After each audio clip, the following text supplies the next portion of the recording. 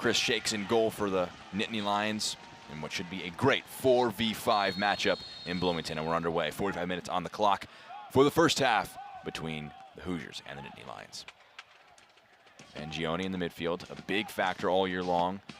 Recently named today, as a matter of fact, first team All Big Ten. 8 goals on the year.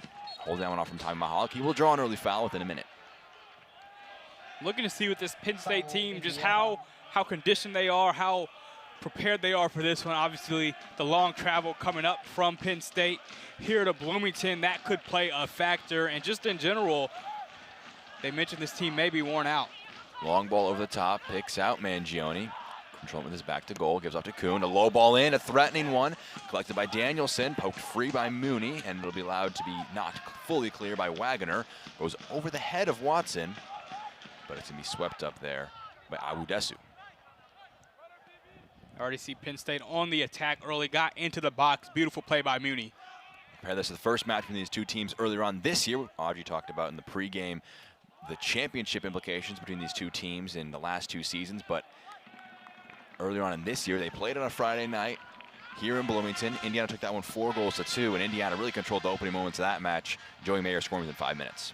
Yeah, that was 3 weeks ago today, so it hasn't been too long since these two have faced off. Penn State is a little bit more healthy than they were when that first matchup occurred a few weeks ago in October. Beebe playing in that left back spot as Indiana has an unchanged 11 from their 1-1 draw against Maryland. A heartbreaking late goal conceded to the Stephen Capetti.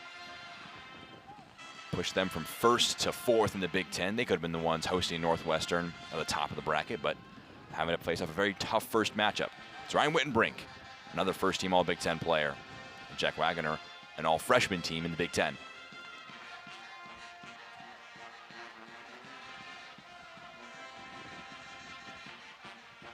McDonald. It's on across the touchline, but it's dealt with well. A battle in the midfield. Wagner comes out best with it. Wittenbrink, he's put on one-on-one. He's a big threat, driving into the byline, low ball in, takes a deflection, and then deflected off of Ty Mahalik last. Early opportunity for Indiana, doesn't come up to much. Goal kick for Penn State. Wittenbrink has just been excellent all year long. First team All Big Ten selection, and you give him those opportunities, and it's dangerous when he gets in that box, but nice defense by the Nittany Lions. Senior goalie Chris Shakes in goal. Given the opportunity to launch it back into play, but 7 goals, 6 assists on the campaign for Ryan Wittenbrink. Been a stellar breakout year for the left winger for Indiana. Started the year kind of as coming off the bench, but his goal contributions pushed him into becoming a nailed-on starter. Scored an unbelievable free kick last time out against Maryland. Didn't quite turn out to be the winner in that one. You mentioned that Maryland match on Sunday, Jack.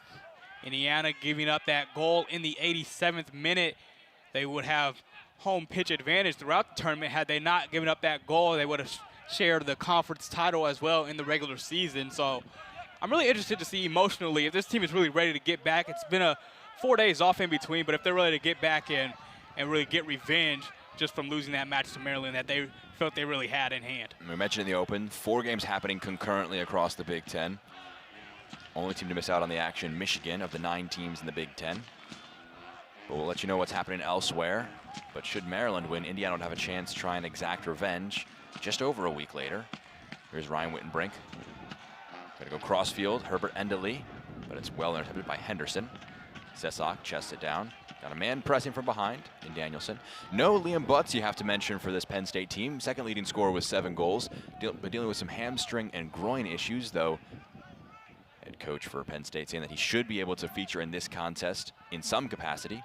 Jeff Cook said he expects Butts to play. So we're not sure how long, we're not sure when he gets in, but expect him to be out there at some point. Sarver plays Beebe. Puts back onto his favorite right foot and slides it back to Sarver.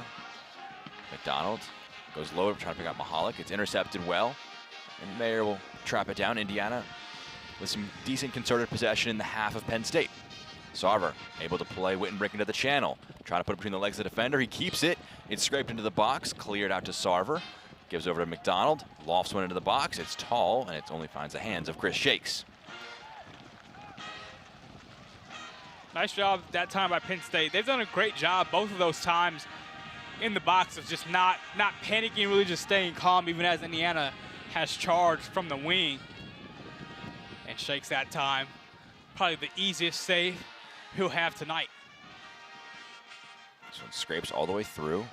Lofted over the top. Danielson, flag goes up, he's offside. It's a nice low shot off. It was dragged wide, but he was offsides regardless of what had happened. Van Danielson scoring 2 goals last time out against Michigan for this Penn State team to secure them that 5th seed. And a 3-2 win. But now again, no Liam Butts in terms of a starting capacity for this game. A big key for Cook will be when can he drop him in to make the biggest impact, because he was making some decent runs all throughout the match. He got in behind after a great ball over the top by Seth Kuhn, I believe it was, in that matchup. Was able to step past the keeper and tap it into an empty net. But he used his movement to full effect. I'll have to see if his movement come off the bench later on in the match. Here's Herbert Endley, one-on-one. Working against Henderson, uses Sesak in support. Ball in, it's headed clear. Endley gonna fight for it, allows it to go out for a throw-in. Nick Sesak may want to go for one of his trademark now long throws, and you see both Daniel Mooney and Joey Mayer sauntering forward up the field. And Sesak is gonna go onto the track and launch one into the box. Jeff Cook said that Indiana is the best team from restarts in the country leading up to this match. Their first of the match. Sesak's long ball in. Headed clear, well dealt with by Abu Desu. Sarver gets wide of the defender. This Penn State team defensively, you could tell they're ready for IU. Indiana has had its chances close to the box and in the attacking third, but Penn State really has not really panicked. They've stayed calm, and they just know who IU's threats are. And right now they're doing a great job, even though Indiana has been able to control it ever since that first opening sequence when Penn State got down into the box. Beebe leaves it off for Wittenbrink, manages to keep it in play, but it's intervened with. Beebe was coming from an offside position. He's forced to leave it. Going to go out for a goal kick. There's Todd Yeagley in his 13th season at the helm of the Indiana Hoosiers.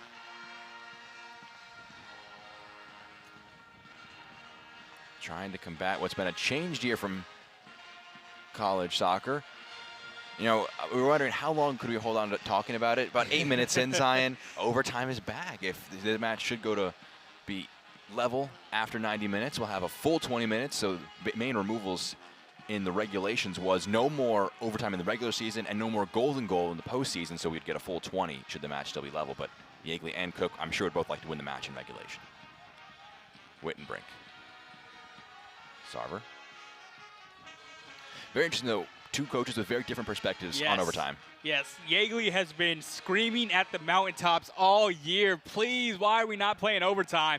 And Jeff Cook is all right with it. He says it helps his conditioning, his team's conditioning. Indeed. He said, you know, play 4 or 5, or in Indiana's case, 6 times they've drawn this season. Maybe you play of another full 120 minutes there. You're looking at just over a match and a half, nearly.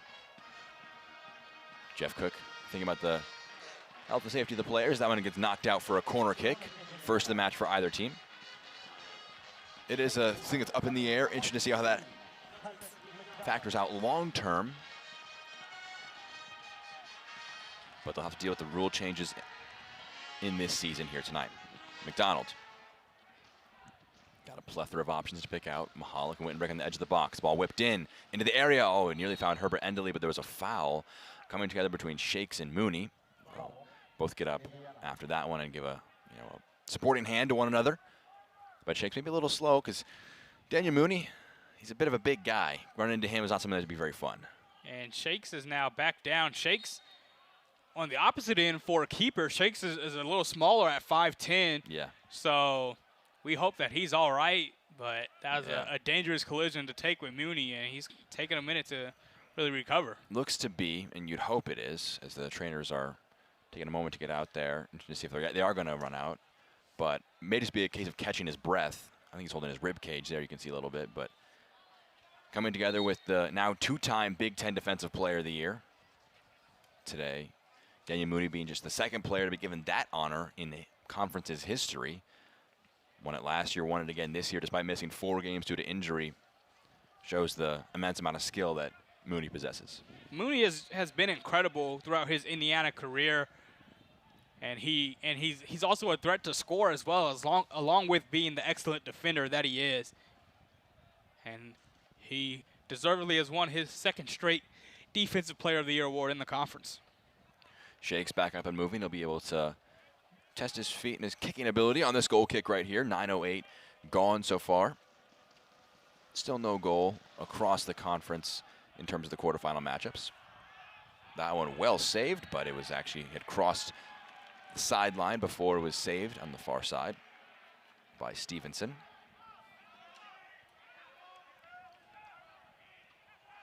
Mayer across to Mooney. Those two players both wearing an armband. Mooney, the team captain, the game captain, is Joey Mayer. Think of it as a captain-vice captain situation. But he's probably the heir apparent, you'd have to imagine. Big shoes to fill when Daniel Mooney, after his redshirt season this year, likely heads to some pro aspirations at the higher level. I was here calling the match Indiana had against Trine last week, and me and my broadcast partner, Austin Platt, we talked about how much turnover this Indiana back line is going to be going on under. First, it's Roman Celentano going to the MLS this season, and then now you got Mooney and a couple others on that back line that are going to be finishing up their career and graduating. So Indiana going through a lot of changes on the defense.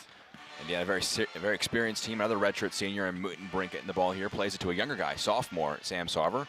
Managed to hold off the defender, but it was a well-timed tackle, well won by, looked like it's Ogunwale. Henderson plays it in to his teammate in the middle, and Bettenhausen. Long ball forward, just finds the thigh of Sarver, and it goes out for a throw for Penn State. Penn State hasn't done all that much since they first got into the box, and Daniel Mooney knocked it away. We'll see if the Nittany Lions take this opportunity, this throw-in chance, and try to get more aggressive.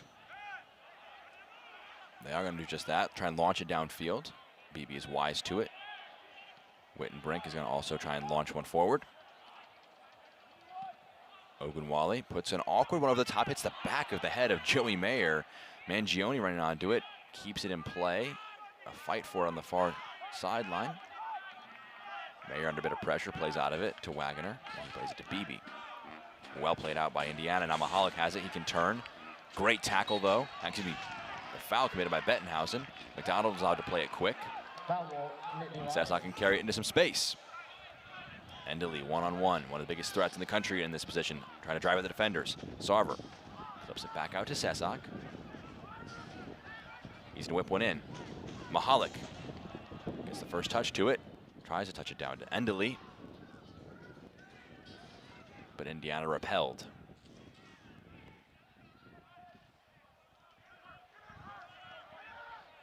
Can't say enough about the Penn State defense in these first 15 minutes of the match. Being very disciplined. An emphasis from Jeff Cook when he talked to us before the match was, especially on restart, staying focused at all times, making sure that you get yourself set quickly. It's an Indiana team that even when the ball's in play, at times they're even a bigger threat when the ball goes out of play and they're allowed to kind of get into the training ground techniques that they've been devising. So it's played across. Danielson trying to provide the pressure.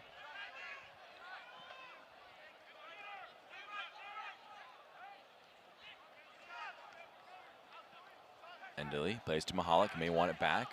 Mahalik allowed to carry it forward. Opts not to go to Sarver. Cries for a foul. Mahalik a little slow to get up. Nothing given. McDonald edges the defender off the attacking player off the ball. And he's rolled for a foul, but it's going to be a pause in the action. Clock stops with 32:13 to go in the half, as Mahalik is a little slow to get up. You couldn't exactly tell where Mahalik got hit on that play, but he wanted a foul. Officials thought it was clean as the play continued. Now he is luckily back on his feet. Yeah, appeared to be, took a bit of a heavy touch, trying to chase onto it, and was beaten to it by the defender. A high five between Watson. We're just gonna look at it here. Gets past the defender. Bit of contact, goes down with it. It's an immediate finger wag from Watson saying that was not a foul. The junior was correct in that instance. Nothing was given by the referee. And Watson will launch it back into play. Flicked on header, uncontested by Harms goes out harmlessly. I see what you do there, Jack. Very hard pun to make there. Makes it easy with JT Harms in goal. It's been a goalkeeper battle for Indiana all year. Bryant Pratt and JT Harms have kind of duked it out for the position. The transfer from Duke is the man who's got it currently, the junior. The guy who's probably more long-term an option for Indiana is the redshirt senior Bryant Pratt, currently deputizing him on the bench. It's gone back and forth. Pratt suffered an injury that kept him out a couple weeks in late September, early November, or early October rather. But right now, I believe this is Harms' job the rest of the way through, unless they find something mid-game or in between games that really makes them feel like they need to put Bryant Pratt back out there. Handball called against Penn State.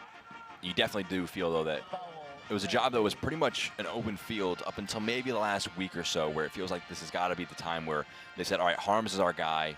Pending something crazy, he's probably the man who's going to hold the sticks for however long Indiana season continues. Because we're in that season now where it's tournament time. You don't know how long it's going to last.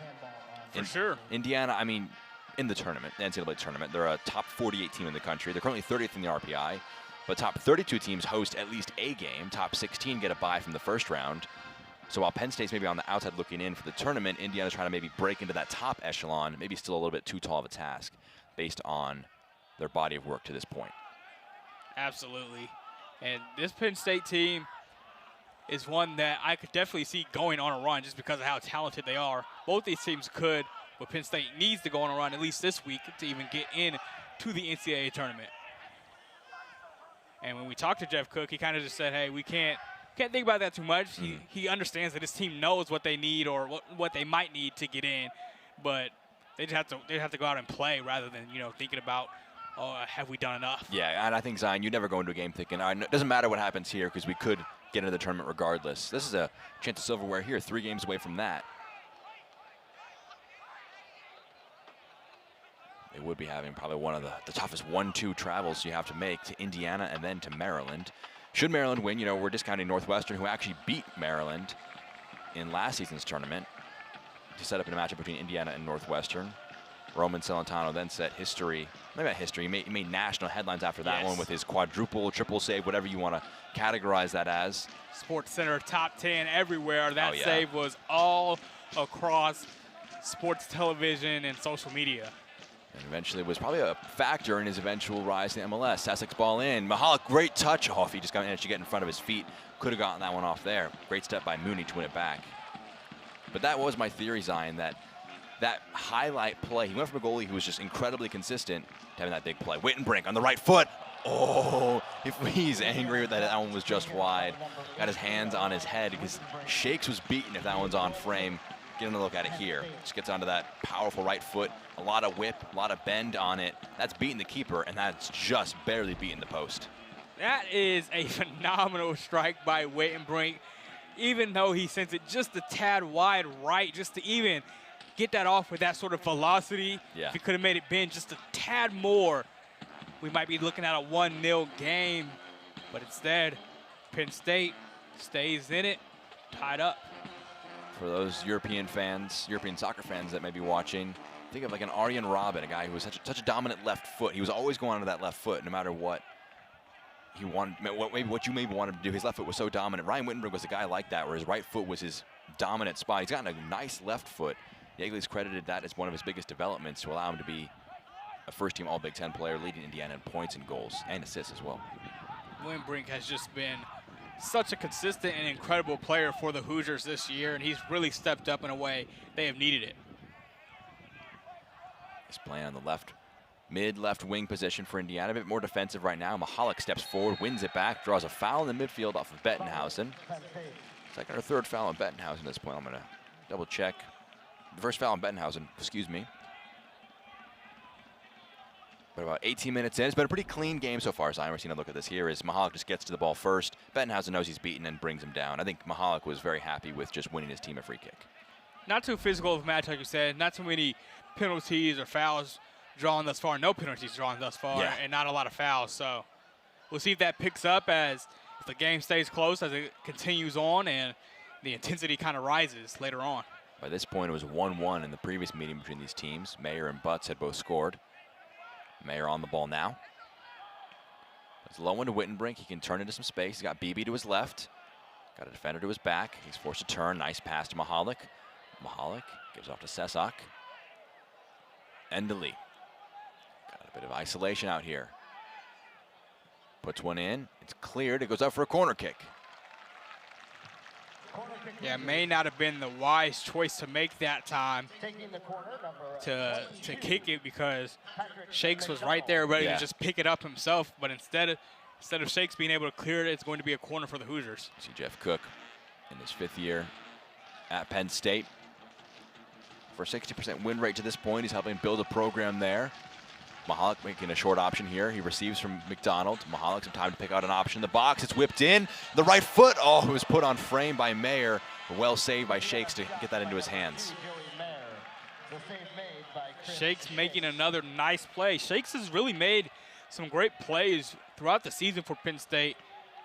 He's been one of the better keepers, I'd say, in the conference. Now, at times they've just asked him of too much back there in the box, but that time he's able to come up with the play, and Indiana has really been able to control most of this match, but we've got nothing on the scoreboard to show for it. Harms came off his goal line trying to deal with that one, and BB does well to deal with it there to win a free kick, or throw-in, excuse me, for his side. Gonna look at this one, just kind of give me a good angle to see kind of how Mayer catches this one as it comes into the box and gets it on frame. Shakes was just kind of moving over to get right in front of it. Good contact by Mayer, but was coming at him so quickly, he just kind of had to get decent contact. Couldn't think about too much where he was going to put it. Yeah, for the situation, I think that's the best he probably could have done. And center back as well.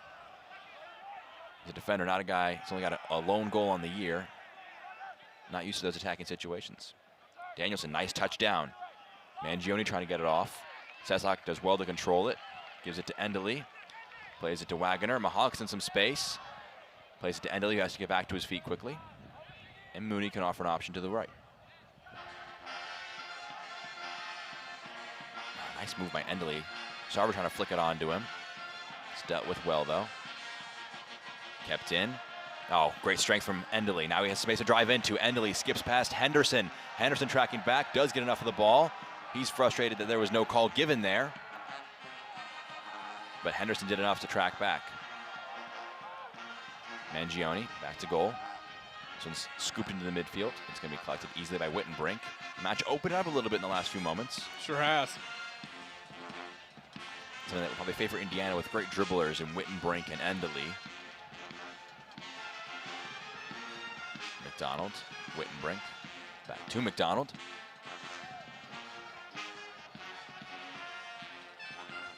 Sesak may try and line one up from here. Does just that, but he gets under it a little bit. Rises too much. But you saw him kind of the second that he got that ball, he was kind of shaping his body up, trying to just put his foot into one and see what he could try and do with it. You could almost see him mentally like, oh, should I just fire away? And then after a second or two in control of the ball, he decided to go for it, but sent it over. He's got 7 assists on the year, 7 points, but no goals to show for it just yet on the campaign. Just kind of give you a recap as we're nearing about halfway through this first half. Across the grounds, still no goals in any of the matchups. Wittenbrink gonna say, run onto it, Sam. But first to that one, well dealt with. Ogunwale plays it off Sarver. Oh, it's staying in play. Bit awkward one for him to deal with. That's a bit of a scuffed clearance. Herbert Endely gets a bit under it with the header, and it's well dealt with by Watson. Bit of a headed duel right now. They just keep coming. So it bounces loose. Well, full-throated challenge there. Had to get the ball, and Stevenson did just that. High into the night sky. Header is one. Goes out of play, though. Let's be Bettenhouse, who touched that one last. Excuse me, that was Andrew Privet touched it last. Last couple minutes of this one has been a lot of chaos, we saw a bunch of headers there, but a lot of back and forth and just kind of unorganized plays. Yeah. And we'll see who kind of benefits better from that style if that continues. BB with it on the far side. Lost one forward from Mahalik.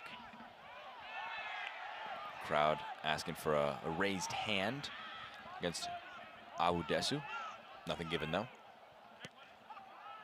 Arms passes out of play, nearly hitting the grab band. Gives a throw in for Penn State in the Indiana half. Stevenson goes long with it, a decent threat. Mayer heads it down, oh, touched into the box. Danielson was with it. Harms slides forward and does well to be aggressive there and claim that one. Setstock offers an option out wide. Indiana will try and recycle.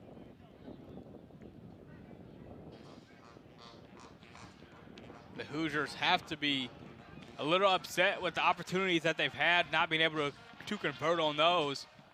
And you know that Maryland match on Sunday, they didn't have as many as they've had in this one, but as far as after the first goal was scored, they had some chances to make it a 2-0 game, and instead they just let the Terrapins hang around up until the 87th minute when Maryland scored on the goal from Joshua Bowman. It's always going to be the situation with a top 10 team capable of those moments. Here's Enderle. Enderle driving at the defense. Oh, nice foot in the way there.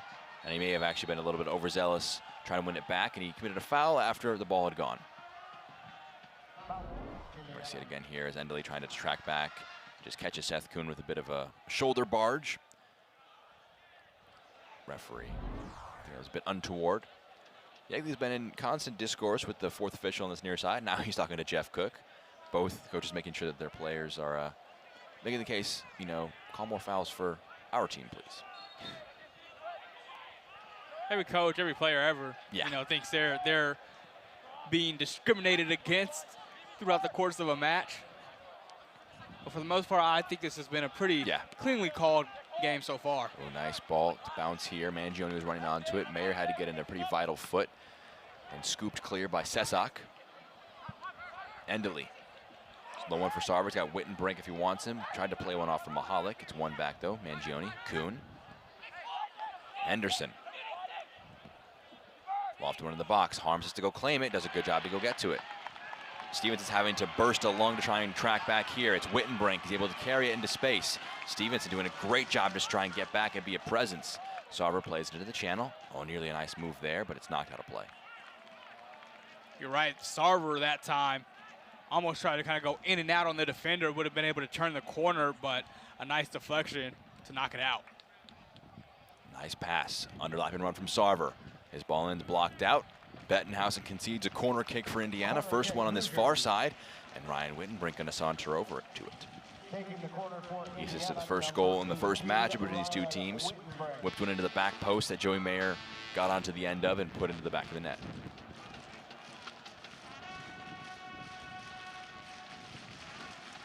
Every Penn State player back in the box to defend. Goes short, Mahalik. Rolls it back, Wittenbrink, a lot of space. Wittenbrink goes for it. Oh, it hits the side net and took a deflection on the way. That was really well worked by Mahalik and Wittenbrink to give Wittenbrink a lot of time on that touchline to try and pick an option. A lot of time and a lot of space for him to kind of just inch his way closer to the net. You may see it again here. Just gets a shot off there, catches the side of Henderson. They're going to do it again here, Mahalik. But see how Penn State has pressed more on this one there. Yep. They don't want that to happen again where he just has the room to walk up. Learn their lesson. McDonald lofts one. Wittenbrink chops it down. Still got Mooney in the box. Mayer has tracked back though. Indiana's got one center back forward, one back. Wagner. Got a run forward by McDonald, but Indiana's got a massive amount of numbers forward. Mooney's saying he wants to stay in the box. Wittenbrink skips by. Wittenbrink. Oh, that one was knocked out for a corner kick. For more on some scoring threats for Indiana, here's Audrey Hausberger. We are seeing tremendous pressure up front from the Hoosiers, which is what they did against the Nittany Lions during their regular season meeting back in October. IU put 4 goals against Penn State's defense, and those 4 goals came from 4 different Hoosiers. Redshirt senior forward Ryan Wittenbrink, junior defender Joey Mayer, senior forward Herbert Endeley, and senior defender Brett Beebe. IU head coach Todd Yeagley contributes that kind of offensive success to veteran experience. He said his veteran players are just used to being able to read the field and find the gaps to make plays. He said his players all bring their own individual skills and styles to score, but then it all works together as a team, and that's something Penn State head coach Jeff Cook said he had to focus on in preparation for this game, saying he thinks IU is the best team in the country for set pieces, and they will have to combat that by making IU nervous in their own box. Guys? Yeah, thank you, Audrey. Kind of a perfect backdrop to that hit from her, as we saw a few there. A corner from Indiana, long throw from Indiana, and it'll be another one here. Chris Shake's doing just enough to get that one out there. Wittenbrink looking to take this one again. He's got McDonald as a short option. This one will go into the box. It's dealt with and flicked on at the front post. Mahalik sprinting for it. Oh, what a tackle there to just get that one, knock it out of play. Coming into the match while Audrey was detailing the set piece threat and the goal scoring threat for Indiana, Carson Henderlong came into the match for Sam Sarver, more of a bigger frame compared to the speedy, smaller guy in Sarver. Henderlong coming over from Xavier this year, and he was a first-team Big East player last season. Wagner got some space to drive into, plays one off, nearly bounces back to me. It went down there. We're seeing a look at this one, just a bit of a dangerous one from Mahalik. The studs were a little high. Did enough there to deal with it, though. McDonald, Rice's highest for the header. Trying to cut across him was Beebe, but Privet holds strong. He has Stevenson in some space as the right back. Stevenson back to Privet. Oh, it's a nice whipped ball in, the flick on. Mangione just couldn't get enough of his forehead to it and knock it back in front of goal. Those are the type of opportunities they want to get Peter Mangione. He's another one that was voted first team All Big Ten earlier today, and he has been excellent this season. He's second in the conference in goals scored with 8. So you give him chances like that, and you hope that he can convert that time, not able to really get a full control on it as he tried to head it through. Referee asking for the clock to stop, as I believe Jack Wagner was going to track down a misplaced shin guard. He's going to put it back now into his left leg. He had lost it when he went down for under a challenge. Harms goes shorter to Sesak. Prepared to come in, the freshman, Luca Becerra. And Todd Yeagley talked about how Becerra is going to start seeing more time. Didn't really play much until last week against Trine. Got his first goal and assist of his career there. And they are so excited for the future with Luca Becerra. If you recognize that last name, it's because younger brother Victor Becerra, currently playing with Chicago Fire in Major League Soccer, was a top player for Indiana, was in top 3 of the Mac Herman Trophy. Nice ball in from Penn State, hooked clear by Wittenbrink, touchdown by Kuhn. He actually used his hand to touch it down. I think he's saying it was more of a leg situation, but the referee not buying it as much.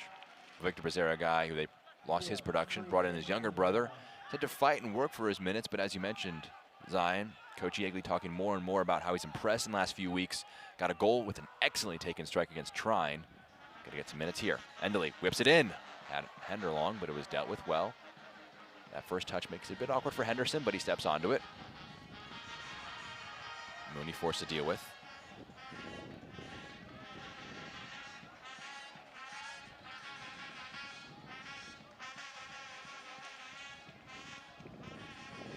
Wittenbrink.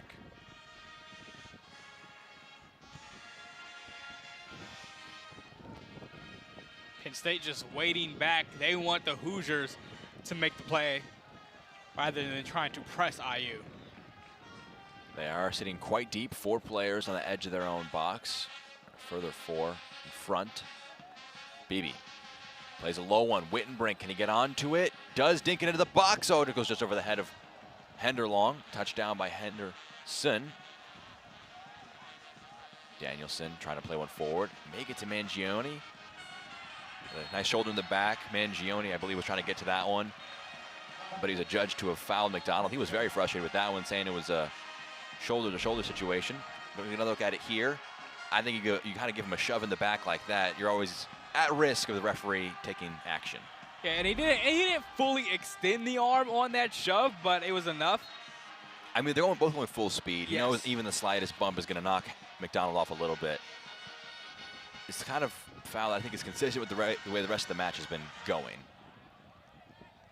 Sesak to Endley. Driving at the defender. Endley. Low one. Oh, I think he wants a deflection. It did take a deflection. It's going out for a corner kick for Indiana on this near side. We see it again here. Looks like he did catch a little bit of, appeared to be Henderson. So Indiana's gone short with a lot of their corners. This is corner number 6, though.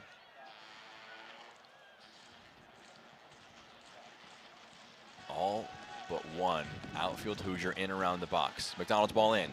Headed clear. He's going to bounce and spin out for a throw for Indiana, and Nick Sesak will jog over, and Indiana will have a different type of set piece to take here.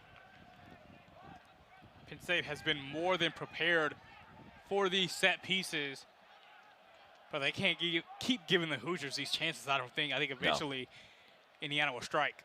Sesak, long throw. Headed clear by Watson. Flicked on. Chance again for a Nick Sesak long throw. It's a bend, don't break mentality right now from Penn State, but again, Jeff Cook named them the best set piece team, best restart team in the country. He goes short with this one instead to McDonald. He goes wide again to Beebe. So they're just trying to put them off a little bit on the defense. They've got them penned in right now. Wittenbrink whips it in. Headed clear. Out to Sesak. Puts it out in front of himself. His low one in is blocked. It's going to spin back out to him. Nice flick out to McDonald. Trying to whip one in. Catches out a little bit too much outswing with it. Wittenbrink, one of the more deeper Lion players. All the defenders were forward. It was two midfielders who were the deepest Lion Hoosiers. Wagner, nice header. Gets to Beebe. He's forced to chip it back to Joey Mayer, and Daniel Mooney will also return to the center of defense as Indiana has continued to be repelled. 11 minutes to go. We've had a lot of the possession, 7 corners now, 4 shots, no goals for either team. Wittenbrink trying to loft one in. It's cleared out by Odesu. And Penn State, this is how they play. Their defense first. They only have 2 players that are starters that are really listed as forwards. 2 players that even played that are listed as forwards, being Butts and Mangione, and we've seen that so far tonight. Wittenbrink. Beebe could put one into the box. He does just that. Takes a deflection. Shake's going to attack it. Forced to back off. Thought Sesak might get to it, but it bounces out for another corner kick. Luca Becerra to come into the match for Indiana, and Ben Liscombe to come in. Liscombe coming on in place of Van Danielson, and coming off for Indiana is Tommy Mahalik for Luca Becerra. Talk about what could be a very vital first touch for Becerra. He's the nearest option for McDonald if he wants to offer a short one for him. They're going to do just that. Becerra gets it. Becerra shoots. Low one in. Rolls out. Wittenbrink. Low one. Oh, Ryan Wittenbrink. They've turned to him all season. Oh, he's got some dance moves and a kick of the corner flag. Ryan Wittenbrink opens the scoring for a second successive match for Indiana.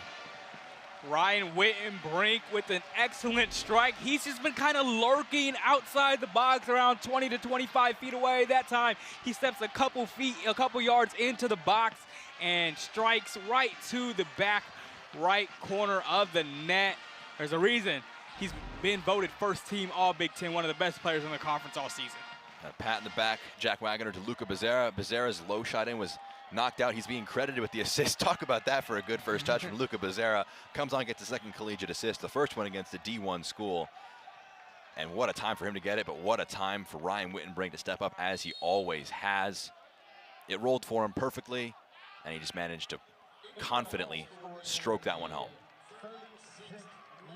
Wittenbrink, just so polished of a player, and they've really seen him grow in his time at IU, and this season feels like the culmination of all that coming together at once. And that time, another goal. So to be the first on the board in this match, now with under 10 minutes to play in this first half. 8 goals now on the season for Ryan Wittenbrink. Penn State now want to respond. That's the first goal scored in any quarterfinal match so far here today. Long throw to come from Stevenson.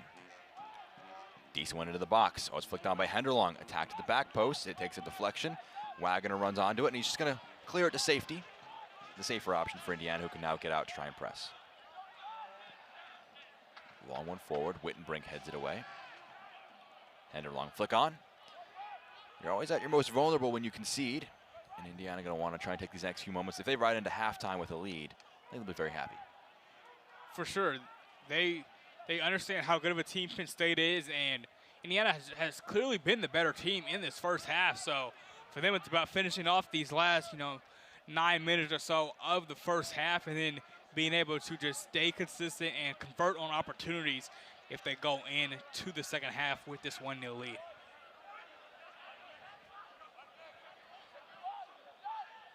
Watson.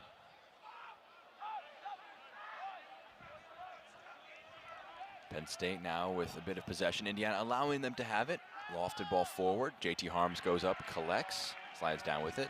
And very interesting to see what Indiana does here. They took the lead against Maryland, and they sat back a bit more defensive in the last few moments as Maryland threw numbers forward. You mentioned it also earlier, Zion. They didn't convert on a chance that they had. But Ryan Wittenbrink now 2 goals in 2 matches against some of the premier teams in the Big Ten.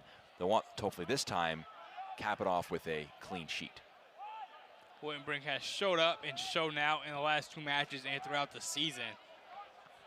Yeah, it is going to be intriguing to see how the Hoosiers really play this one out, especially with, you know, such a little time left in the first half. Do they see that as a chance to try to sneak another one in? Yeah. Or is it, hey, let's just make sure this is the same score as the clock hits 0 going into halftime? You'd hope that they would learn the lesson from that Maryland match, that if you allow a team too much time when it's only 1 goal for them to get back into it.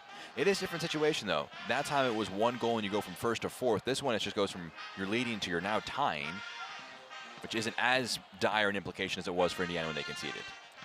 Right, and with that overtime being back, you mentioned it at the top, Jack. Nobody wants the overtime necessarily, but Todd Yeagley has talked so much about how deep his team is and how, you know, they're prepared for overtime. He feels like they would have won most of their overtime or their ties this year had they gone to overtime. And I think it also is reflective of the 2 programs. Penn State more defensively focused, Indiana more attacking focused. Yeah. And what will happen is, as you saw right there, Indiana kept the pressure up, bending, not breaking, but eventually there's only so long you can keep holding out for.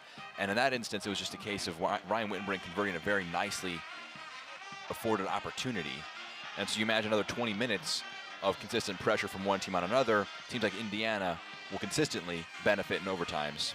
Not that Penn State couldn't sneak one or couldn't get a goal in overtime, even if they have less of the ball, less possession, but on the whole, teams who like the ball more, like more overtime, more soccer to be played.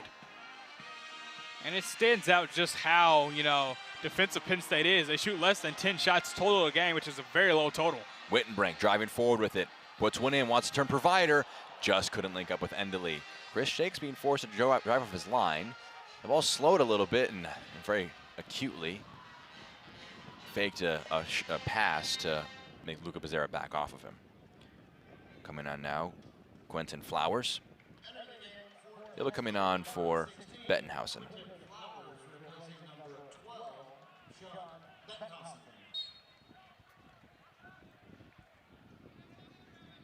Flowers getting action throughout the year this year for Penn State as a true freshman from Nashville. Becerra wins it. One-on-one with Watson. Oh, what a tackle by Watson. And at last touched Becerra, so it's going to be a throw-in for Penn State. Great tackle. That was a tremendous play by Jalen Watson to get in there and get under Becerra for the tackle. This one over the top. Mooney gets quickest to it against Mangione, who's the furthest forward of any Penn State player. Mayer under a bit of pressure. Indiana plays out of the press pretty effectively. You're going to look at it here. Jalen Watson's tackle. Gets the ball and manages to knock it off Becerra. Very, very effective from him. Nice play from the junior defender. Foul called, though, against Penn State here. Called against Privet, I believe.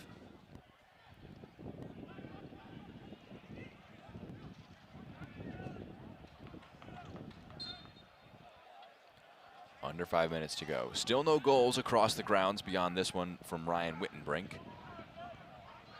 Pretty defensive, more low scoring focus across the Big Ten. Endely driving this one. Knocked clear. Gonna be a throw for Indiana. And they love Sesak in this spot as they're going to go to it again. It's a bit closer to the corner flag in this one rather than the other ones kind of being further beyond the 18-yard box. This one's going to be almost square on the 6. Long one in from Sesak into the 6-yard box, I should say. Headed clear for a corner kick.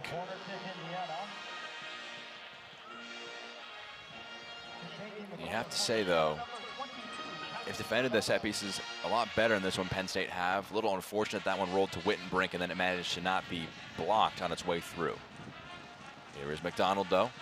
Chance to whip one into the box. Puts it in. Attack at the front post. Scuffed clear. Sesak will run onto it.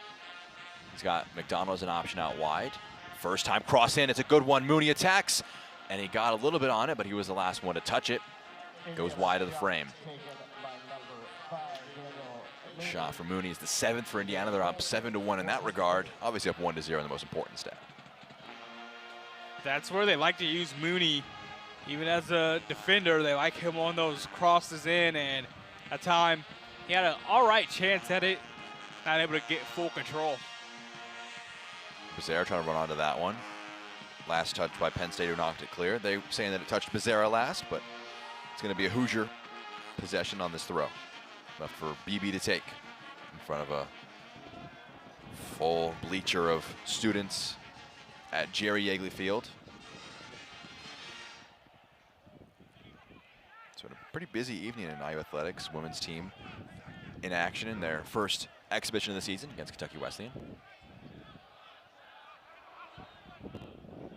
Yeah, a lot going on right now. Throughout 17th Street between these two matches.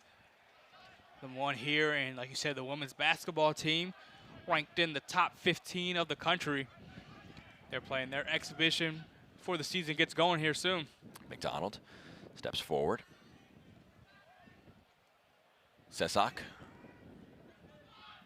Henderlong wanted that one lofted into the box for him. Under 2 minutes to go now. McDonald allowed to play it back. Now with Becerra and Henderlong up front, and he's got a lot of size. Big frames up there if they want to put more balls into the box. Right now for the Nittany Lions, you cannot cave in. Doesn't look like they're going to have a chance to score, you know, in this next 90-ish seconds, but this has to be 1-0 going into half. A second one would really feel pretty tough, especially considering the paltry selection of options. That's a very, very late whistle from the referee. Possession had already been given away, and it's going to be Indiana free kick, though, with 1:15. Still on the clock. You're definitely in a spot where 1-0, obviously just one goal in it, one moment for Penn State. 2 begins to really feel like a tall task, especially if it comes in the final minute. So Sesak clips one out to BB. Penn State sitting rather deep. Wagner. McDonald.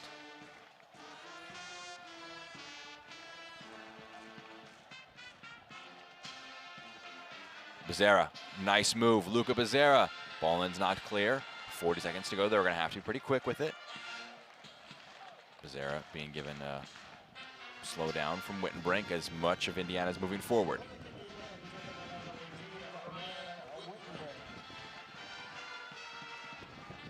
The clock in the back of the minds of Indiana as Wittenbrink is ready to take.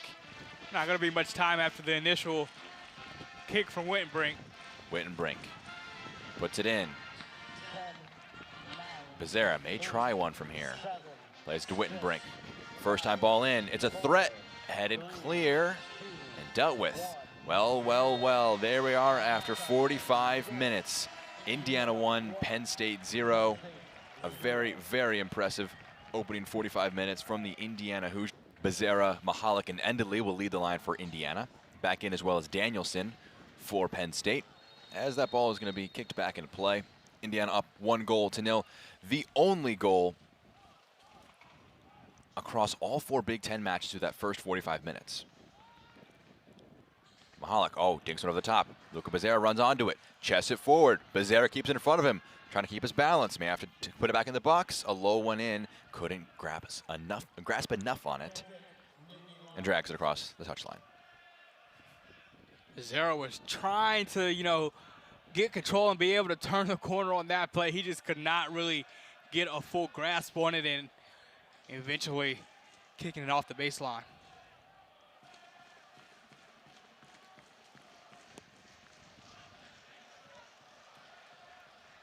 Stevenson catches nothing but air on the header attempt. Second one gets a full-throated effort. Oh, what a tackle by McDonald. May have actually been Wagner there, trying to see who was the one who absolutely clobbered Mangione. A little slow to get up. Nice tracking back, though, by Penn State there. Privet gets along the touchline. Ball still in play. That's a poor pass. Mangione runs onto it. They got some numbers forward to potentially break here. Mangione's got some runs forward. Kuhn with him. Goes wide now to Privet. Puts it onto his right foot. Whipped in. Flicked clear by Beebe. Has enough to deal with it. Scoops it clear. It's going to be a throw in for Penn State in the attacking end of things. This is the aggressiveness that Penn State needs to begin the second half. If you're the Nittany Lions, you want to try to get back on the board early, so then you know what you're tasked with the rest of the half. It's going to be a long throw. Stevenson moves from his right back position to the left side of the pitch. He's going to launch one into the box. Stevenson takes a bounce. Flicked on by McDonald. Sits for Mangione, and he couldn't get the right contact he wanted. He'll want that one back. Still with him, though. Mangione cuts onto it. Try to put one into the box. Sits up for him. Defended by Mahalik. Becerra, as a matter of fact, it was. Left-footed ball in. At the back post was Watson against Endley. Had an advantage as he was attacking that one, but it goes high. Really positive sign, though, from Penn State. Yeah, but a huge missed opportunity for Mangione. You have your best striker in a chance with some room after a couple of ricochets, and he just whiffs on it. And he'll want that one back. Yeah, if this stays with this score of 1-0 throughout, he's going to be thinking about that one for sure, because he is more than capable of converting on plays just like that. Yeah. Not an easy one, to say the least, but a guy who scored 8 goals on the year, such high expectations for one of the best players in the Big Ten this year. He would want that one back for sure himself. That's a great low pass. Wagner, he's going to go wide for Wittenbrink, but was well deflected, and it stopped the pass from finding the man out wide left. Mahalik pressing high. Oh, nearly managing to get onto that one. Long ball forward. Touchdown by Mooney. 1, though, by Penn State. Seslak having to do some defensive duties. Dealing with Privet. His pass picks out Kuhn. Back to Privet. Maybe trying to 1-2. Keeps his possession. Penn State by far their most concerted possession they've had all match. Low pass. Only finds Ryan Wittenbrink, and he's going to try and break forward with some speed. He's got Becerra. He's going to go to Endley, but it's intercepted by Watson. His clearance, though, is going to spin out for a throw for Indiana, very deep in their own half.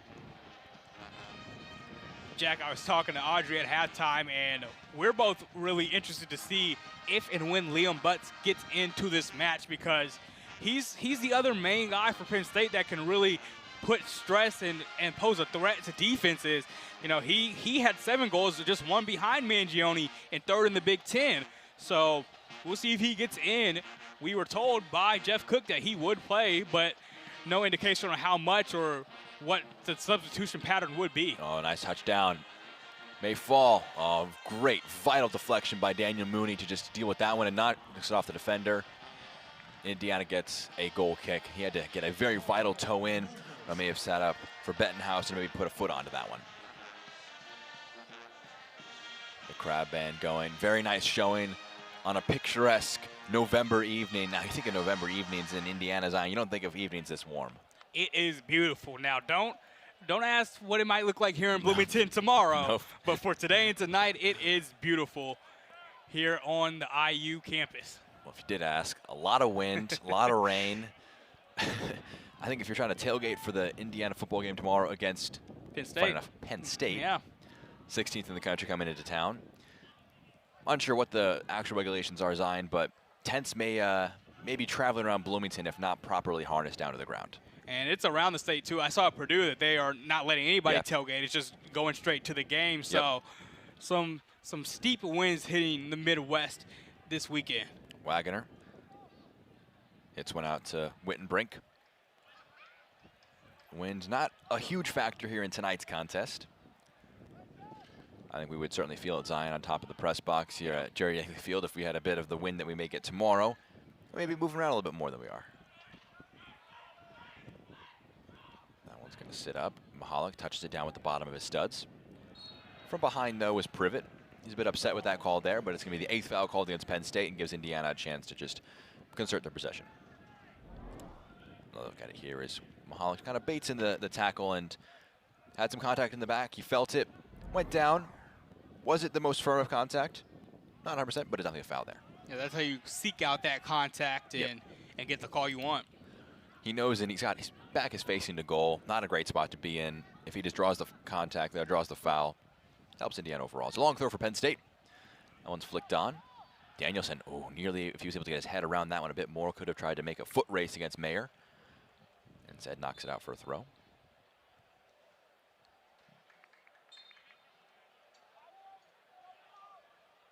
Brett Beebe, an incredibly versatile player. Playing across the entire back line, plays in the midfield at times. This is a lofted ball forward. Endley running onto it. It's an awkward one for Shakes. He's got to come off his goal line. It's a bouncy one. Oh, a bit of a loose touch, and he has to kind of just slice it clear. He's got a bit frustrated with his defense there. But Indiana does, in the end, just barely enough. Penn State, I should say, just barely enough to just avoid a bad opportunity there. That definitely could have been dangerous. Shakes just in an awkward position, having to chase that down, especially with Endley with his speed. Yeah. That could definitely feel like, oh no, this could be bad. Nice touch from Wittenbrink. A lot of contact there. Draws a throw-in for his side. Sesak is going to saunter over.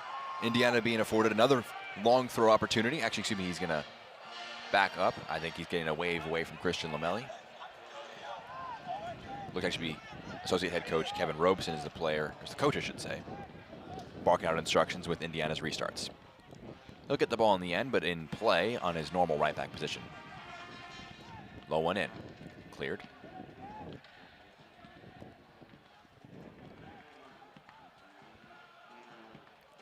You know, Herbert Endley, one of those players where if Indiana can really get him going, get him confident, and get him in space, there are a few players in the country with as much of an X factor as he has.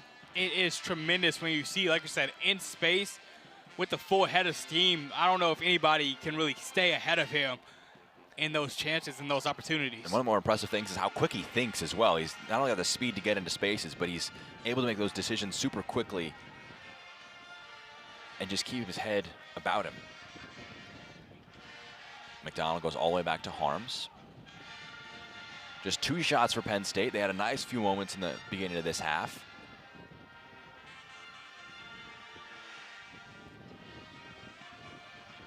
Endley, oh, what a touch to just knock past the defender. Now he's using his speed. It's poked free from him. Mahalik steps onto it, keeps it away from Audesu. Endley trying to keep it with him. Go up against Watson. Gets a bit of space from him.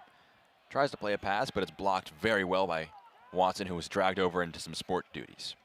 And Jack, if you remember, the first half was very similar, where we saw Penn State get an early opportunity or two, and then the rest of the half, Indiana was the one getting the opportunity. So Penn State has to figure something out to where it's not just, it's great, you know, that's definitely their strategy, is to be on the defense at all times, and I understand that, but now that you're down 1-0, there's still a lot of time left, but as the clock begins to dwindle down for the Nittany Lions, they're going to have to try to press a little bit more. An update from Scores Around the Grounds. There is no update. There are still no goals. Northwestern and Maryland are just beginning their second half now, so that match probably going to be about 10 minutes behind this one, so they'll probably know the conclusion here before that one is decided over in College Park. Still no goals either in Columbus or Piscataway either. Ball in from Sesak. Too tall for Becerra. Stevenson had to deal with it before his opposite number was bearing in on his back. They'll allow BB to take the throw here. He may go quick to Wittenbrink. He will do just that. Wagner, he's got, sounds like a lot of space out wide if they want to try and pick one out to him. Wittenbrink gonna take this one to the touch line. Low one in, cleared by Stevenson. McDonald gonna recycle. Wagner. Indiana though, and Todd Dagley showing a lot of faith in the youth, playing 2 freshmen right now, and Luca Becerra and Jack Wagner. I'm especially impressed by Becerra being out there because he wasn't for much of the season, Yeah. and then they put him in against Trine. He plays well, but it's still like, okay, that's Trine. But Yeah. between that and between practice, Todd Yeagley has felt like he's gotten a lot more confident in Becerra's abilities in the last couple of weeks. Foul committed by Stevenson there, had put too much contact in the back of BB, but you mentioned it, no, to go from Trine to that match against Maryland where he made an appearance, that's a big vote of confidence. In your biggest match of the season, a Big Ten title decider, to play him. Had a decent performance, and he got an assist in this one to set up Wittenbrink. He set him up in a certain aspect, but he put the ball in the danger Yeah. area. It got cleared out. I think giving him an assist is not the most unjust thing you could do. No, for sure. He's played well in his time in this match, and I guess this is what it is. He is going to be a part of the rotation going forward for Indiana. McDonald and Wittenbrink playing between themselves.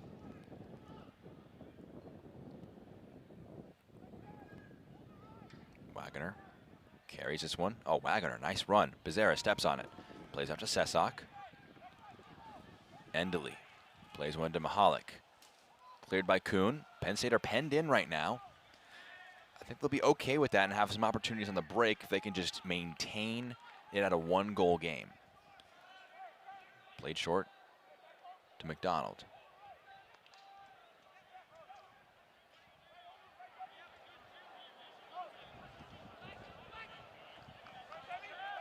Wagner. Sesak into the channel for Endley. Endley trying to keep it in play, but he isn't able to do that. It's a goal kick. Substitution to come in here. Ben Liscombe coming in back into the contest, the redshirt freshman. Going to make a similar sub, the very first one that happened in that first half. He comes in place of Van Danielson. You see Peter Mangione there. He had a decent chance early on in this first half. And a guy with that kind of reputation, first team all Big Ten, most goals on the pitch until Wittenbrink got his 8th of the year.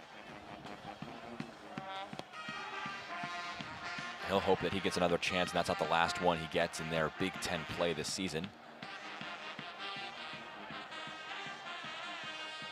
McDonald takes 2 headers to pick out Sesak.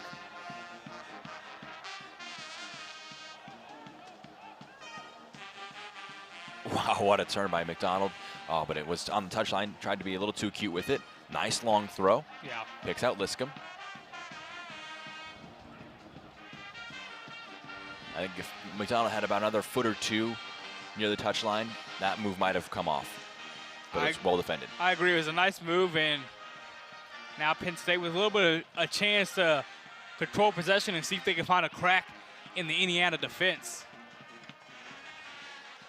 As the Nittany Lions really need some sort of spark, even if it's not a score here, see if they can get down and get off a shot attempt or force a corner. Sam Sarver preparing to return to the contest. I would guess coming back on for Luca Becerra, the freshman, having about 20 total minutes of play now. Kuhn intercepted by Sesak. What a tackle by Liscombe. And Penn State now has some numbers. Stevenson's in the box. He's attacking it. It's headed clear by Beebe. And McDonald gets a second header to it. But Penn State had these moments in the second half. Nice block by Mahalik. It'll go on this side of the corner flag. It'll be a long throw opportunity for Stevenson. That was a nice play on the tackle by Ben Liscombe to gain possession for Penn State, which has set up now this opportunity in the attacking third. Liscombe was voted Big Ten All-Freshman Team this year today when the vote came out. Nice ball in. Headed clear. McDonald, second one at it. Scraped out to Stevenson. Puts onto his left foot. Forced back. They're working it around here. Here's Henderson. Kuhn. Back to him. He's going to loft one forward. Oh, it may be awkward for Harms. Maybe a little too excited there. But that one was floating a little bit in the night sky, and Harms managed to very safely back onto his goal line. I saw what you saw, Jack. Harms looked like he might have been coming forward as the ball kind of continued to sail, but he was able to adjust pretty quickly and handle it. It was a standard save in the end. Sesak, awkward one for him to deal with. It will fall back to him. Wagner low to Mahalik. In space is Wittenbrink. Oh, wow, what a tackle there. That's going to produce a card as Mahalik is down, hurt. Walking away from that one was Ogunwale, as Wittenbrink was in acres of space, and he made sure he felt every bit of that one. Yeah, that was going to be quite the break opportunity for the Hoosiers, and instead it ends in the yellow, as you see once again. Yeah, I mean, he undercuts him. He knew what he was doing there, and I think he'll take that yellow card and the elimination of the opportunity any day of the week. Bit cynical from Ogunwale. Somebody to watch out for now on that end, but Mooney. Sesak.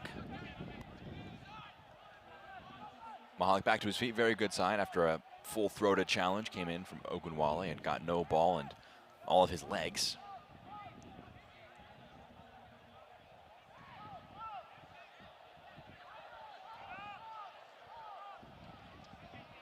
Harm's going to go along with this one. Looked like it was Endley in an offside position. So pressing now is Sesak, making it awkward for Henderson. He keeps it in play. Chris shakes under a bit of pressure. Plays it out. Nice touchdown. They're going to go long with this one. Harms is well off his line. They'll just kind of clear that one back forward. It'll go out for a throw. Takes a high bounce towards the Jerry F. Tardy Center on the far side of the pitch.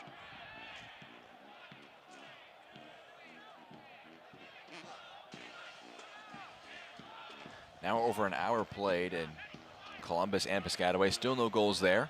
About 6 minutes gone between Northwestern and Maryland. No goals there as well. So we could see quite a few overtimes. It sounded like maybe in this first night of the tournament, if some of those scores hold.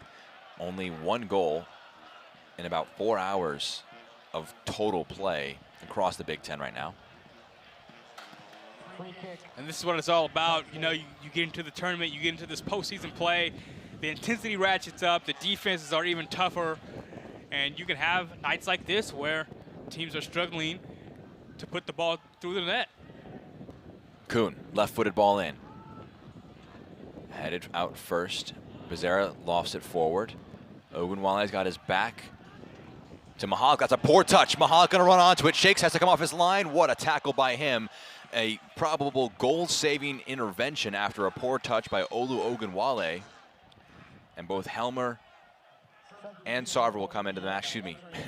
Helmer had not clarified with the fourth official that he wanted to come into the match. And Luca Becerra will come out of the match. Looked like Mahalik had an opportunity that time. Ogunwale just not really attacking the ball the way he should have to just go and get it. And Mahalik almost took advantage. Nice job by Chris Shakes to just be prepared to send it away. He was very alert to the situation, knew what might possibly arise. I think he probably was caught in two minds. We'll see it right here again. Does he go for the head? Does he go for the foot? And in the end, he kind of gets not much of either. And Mahalik was nearly in, but Shakes comes off very bravely to deal with that one. Quentin Helmer coming on for Herbert Enderle. Bringing on more central midfielder for the wide player. Mahalik looks to be moving out to the right-hand side as Indiana moves him out. Now more of a 4-2-3 run rather than the 4-4-2. Wind's starting to pick up a little bit here in Bloomington. They definitely heard us talking about the wind and decided to make an early appearance before tomorrow.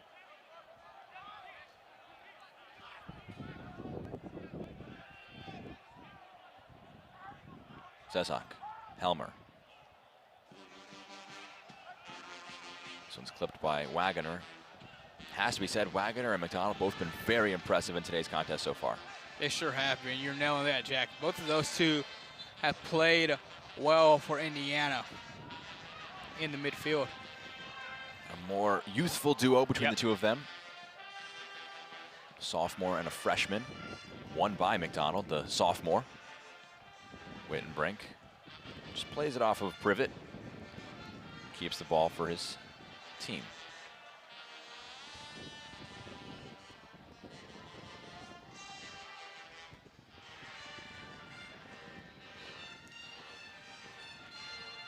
JT Harms launches this one forward.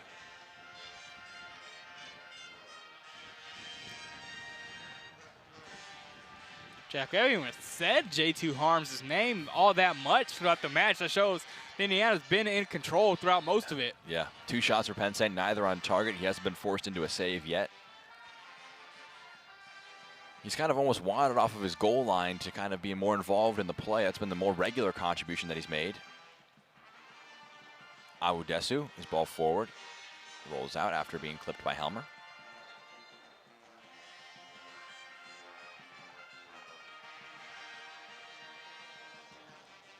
Flick over the top, Kuhn puts it forward. Penn State on the attack here. Privet as an option, nice chop. Privet driving forward. Privet trying to play it off to a teammate. It's cleared, Liscombe with it. Oh, that one just gets too much under it and goes high for Penn State. For more on the Nittany Lions, though, here's third member of our crew, Audrey Hausberger. Yeah, Penn State has been struggling to get much going for them. And when we talked to Penn State head coach Jeff Cook earlier this week, he mentioned how this last stretch of the season has been physically hard on his players. Cook said that scheduling 16 games this year hasn't allowed for much rest time for his players, and that he suspects his program will be undermanned in both this match and others going forward if they do advance tonight. And Cook mentioned that in his 5 years of coaching coaching at Penn State. This is the highest intensity level he has seen from the conference, and he hopes to fix this scheduling issue next year so his players aren't physically worn down by the postseason. Guys. Foul, Indiana. Yeah, thank you very much, Audrey. We talked a little bit about it in that first half, kind of the long-term changes potentially to an academic schedule where you go fall and then spring, kind of spread out these 18 to 20 matches you play across 2 semesters. But definitely with the removal of overtime has helped a little bit with Penn State, but they have been feeling the effects of a full season.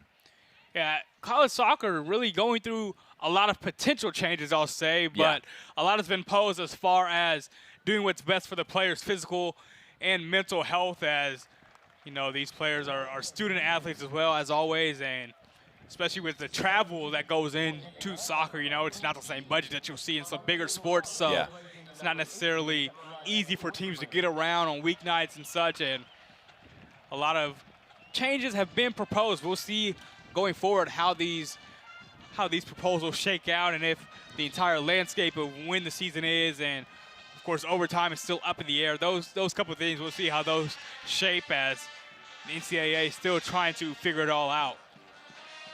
And we heard from Todd Yeagley in the week, kind of talked about academic calendar. You know, you have a really busy fall and then a lighter spring when you kind of could just spread that out both for the player workload.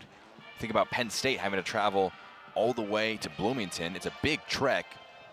Can throw off potential ability to be in classes, potential ability to be kind of involved in things. A Thursday night, as they did yesterday, travel to a Friday match isn't the worst that you would have, but especially with some changes across the Big Ten football landscape, a UCLA, a USC. Remains to be seen if that happens other sports and how that would impact men's soccer. Yeah, that is going to be intriguing. Sarver, chance. Nice turn, finds Mahalik, cuts it back for Beebe. McDonald. Leaves the pass a little bit short there. And Privet knocks Beebe off the ball, and he'll earn himself a yellow card. Both players actually earn a yellow card. A little heavy on the challenge from Stevenson, and then Privet let him feel it a little bit there. I mean, he just got a lot of leg and not a lot of player, and then Beebe quickly getting up. I want to look at this from Privet, see if this was intentional or not. Yeah. It was. He kind of just runs into him. And after the first whistle had been blown, you can't tell by that clip, but the whistle had been blown and he knocked him over a second time. That's a foul, even if, you know, the whistle hasn't gone. So I think that for a central midfielder, kind of concede that kind of foul, get the yellow card, it's a bit unfortunate for them. So now you have a trio of players in the book, Ogunwale, Stevenson, as well as Privet, as Beebe's feeling the brunt of 2 challenges there. Players getting a chance to get a breather, but the clock stopping at 22:12. And when it comes back again, we'll have a free kick in a pretty dangerous position on this left-hand side. Now, hearing from one of our fellow reporters in this men's soccer team that a penalty was missed by Maryland in their match in that first half, so they had a decent opportunity to try and take the lead, but it's still 0-0 there. 70 minutes gone between Michigan State and Ohio State. 10 shots for the Buckeyes, 3 for the Spartans. No goals there. And in Piscataway, 68 minutes have gone. 9 shots for Rutgers, 6 for the Badgers of Wisconsin. Still no goals there either. Is Beebe kind of getting a sense, maybe it's more of a more long-term potential injury here. Gonna see what is happening. Lawson Redmond appears to be warming up. Left footer, has played at left back a lot throughout the year. Been displaced by Beebe in recent weeks though. It's a little slow getting up after he's on the ground for quite a bit. And definitely favoring one of his legs a lot more than the other. Looks to be more of a muscle thing potentially on his left leg.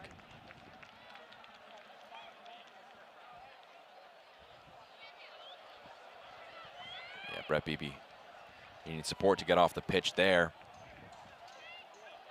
Indiana gonna have to make a substitution. It may have been actually Maloon Gumbale who's coming on. He's on the pitch. I would have to assume it's for Brett Beebe. So I'm hoping Beebe is all right, as like you said, he took the brunt of a couple of challenges that time. And the second one really kept him down. Yeah, it looked like the first one was not fun either, obviously. Kind of just used his body to get in the way of the defender, and the tackle only found his left leg, and then he was bumped as he got up quickly after it. So here's Tommy Mahalik ready to take. Now Indiana, I think, is down to 10 players right now. Brett Beebe is currently on the bench. Well, now Wittenbrink's back on the pitch, and they're trying to figure out what is happening.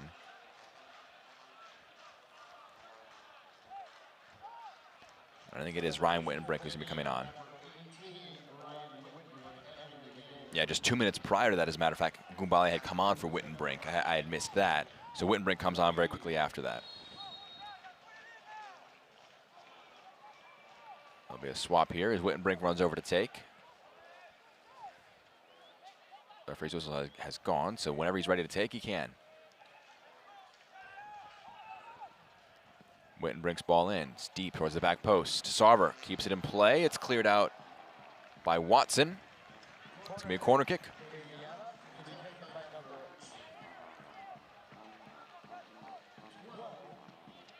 Penn State, for the most part, has done a nice job on these, like we talked about, the set pieces, free kicks. Now another corner for Indiana. Have been able to shut them down, as you see the Nittany Lion right there in the crowd here coming out. Helmer, in swinger. It's flicked on. Wittenbrink going to have to run after this one, try and keep play alive. Whipped it in. A dangerous ball in. Well headed out by Watson. Helmer fighting for it. Liscombe does well to get in front. It's going to be thrown, though, for Indiana. Saw a nice pass that time for Wittenbrink. He really has a nice touch on those. He's a really skilled passer as well. But Penn State able to maintain it.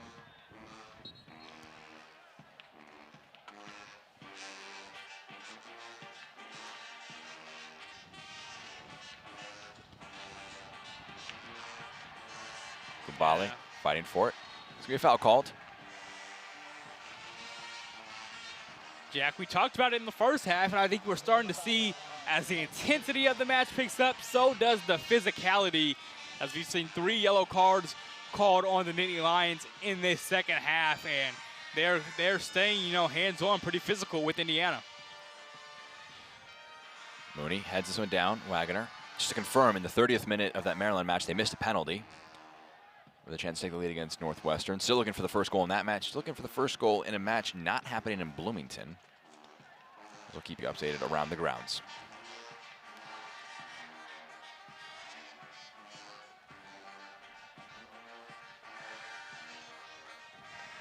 And you wonder if with this, they won't play again. The winner of this one and the winner of all of the matches tonight won't play again until Wednesday. But should Indiana get out of here with the win, and the winner of that Maryland Northwestern match has to play an overtime match, that could favor the Hoosiers as far as endurance and stamina going into Wednesday, even though if Maryland won, they would have to travel to Maryland. Well, both of these teams, whoever comes out of this matchup with a victory, no disrespect to Northwestern, will certainly hope that a team that Indiana beat here 4-1 would be the winner. Wittenbrink, low ball in, dangerous, cleared out. Stevenson trying to knock it forward. He does just that. McDonald tracking back and hits it with his right foot back to Harms. And by the way, Nick Sesak has moved to the left back position, Gumbale to the right back in the absence of Brett Beebe with injury. Tremendous recovery that time from Penn State. It looked like it was going to be an excellent chance off the pass from Wittenbrink at the last moment. Nice pass. Cleared away. Sesak, Helmer. Sesak some space to carry it into. Got Mahalik in the box. Sarver with him.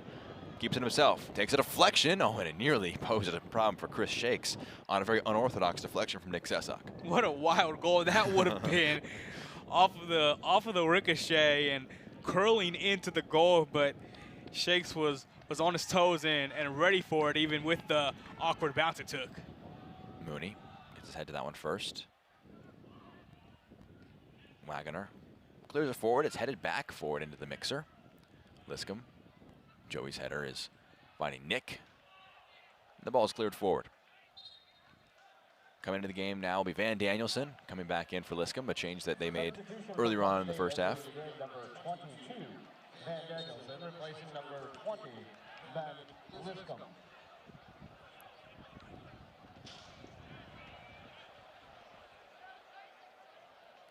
Offside being ruled there against Danielson. Now Indiana are certainly they're nearing the no rush territory where the clock is in their favor. Obviously, Penn State the onus is on them to create something. And if the match stays as is, it's Indiana who's heading into the semifinals to face the winner of Maryland and Northwestern. And at this point with Penn State, we've talked about Liam Butts a couple of times. You have to wonder if something happened since our conversation yesterday with Jeff Cook where he tweaked something again and he just isn't ready to go. Yeah, he mentioned actually, because you asked about it, Zion, the travel. The difference is it takes, because the flight in from Penn State is, Harm's going to pick that one up in the corner of the 18. And they were going to have to do some recovery, some stretching, kind of just as they got off the plane and finished their travel into Bloomington. Not something that you think is 100% conducive to a muscle injury, as he was dealing with his hamstring and groin. And this guy relies on his explosiveness and ability to run into the channels.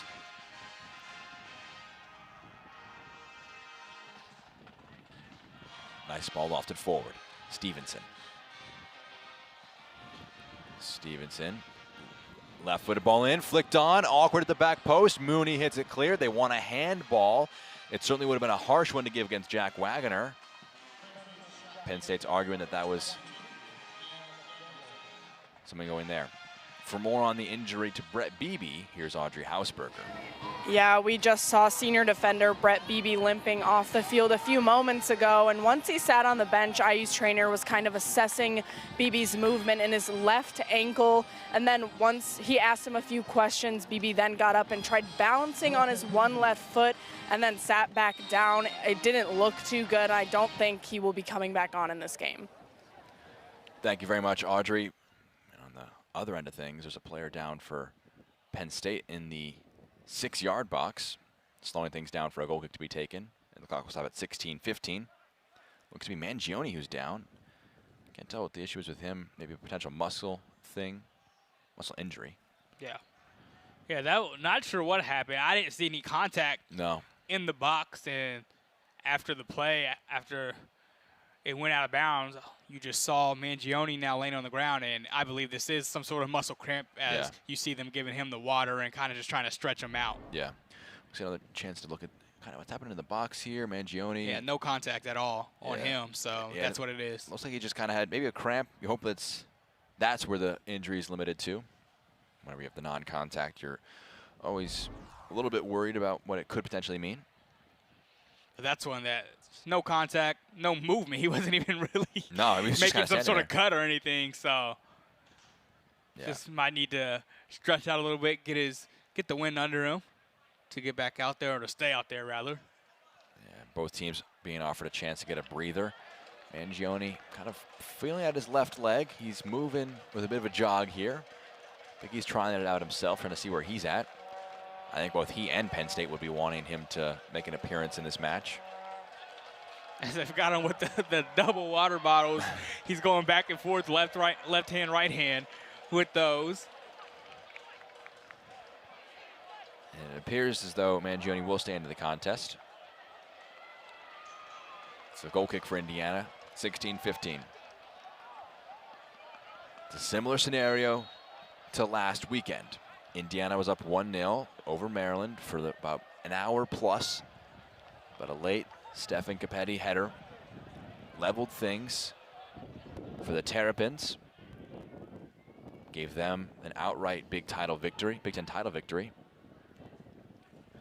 Awkward one here. Mooney lofts it clear. Put back forward for Mangione. The flag is going to go up as he tries to chase that one down. Thrown will be allowed.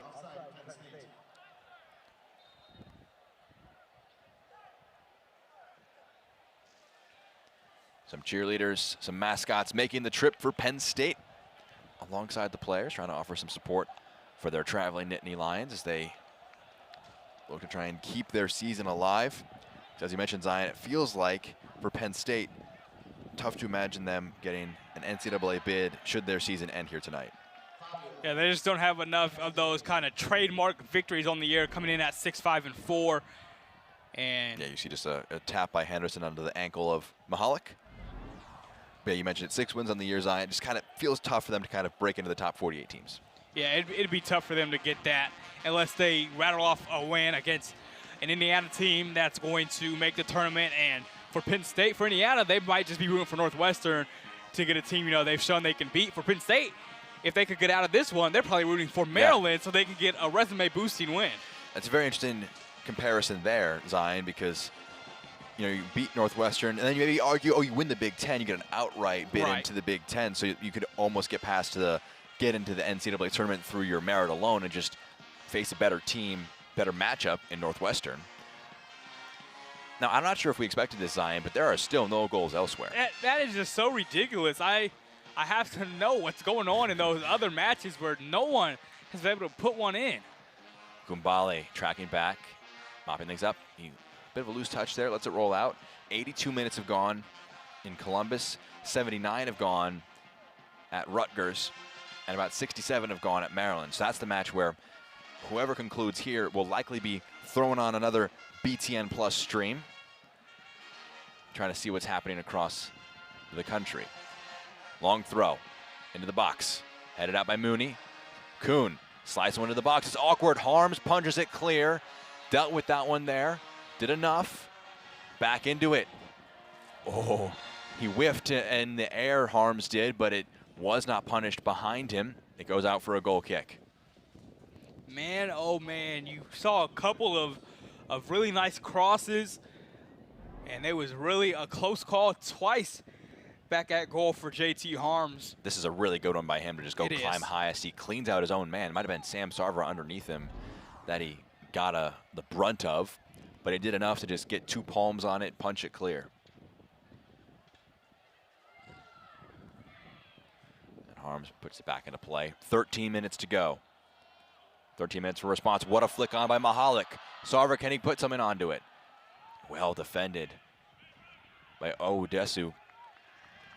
He knocks it out for a throw, though. He dealt with that one very well with the speedy Sarver offering a threat behind him. I think Jansen Miller may be readying an entrance into the match. The center back may just be an extra option for Indiana defensively to try and secure and shore things up. Helmer, low one in. Large tie into this night sky in Bloomington.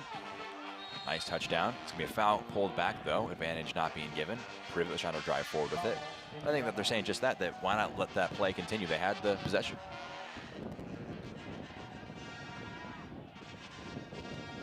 Shakes really long. Harms comes up, punches it.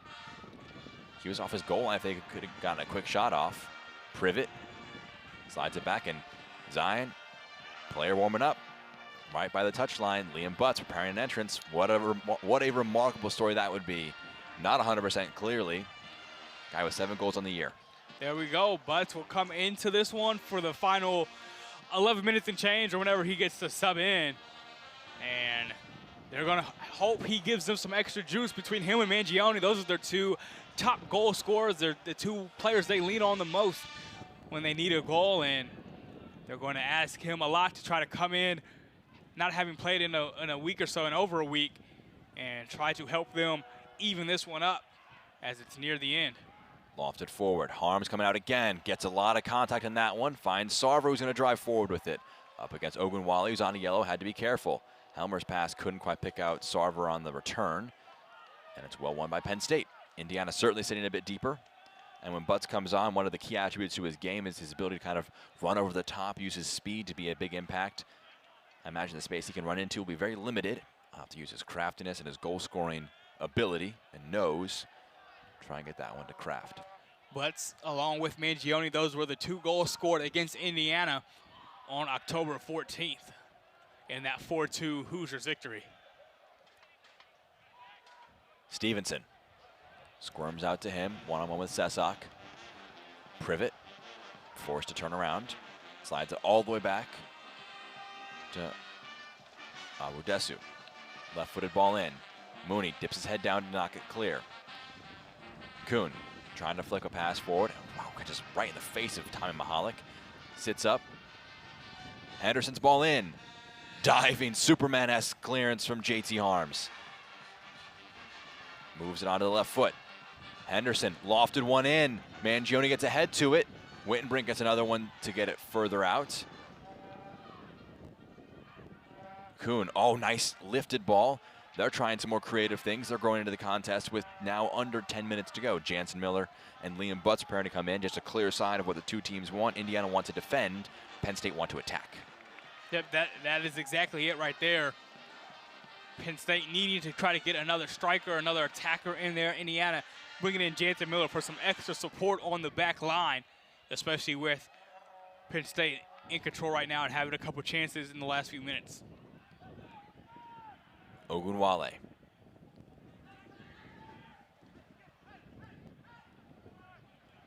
Ogunwale. Awudesu. Watson.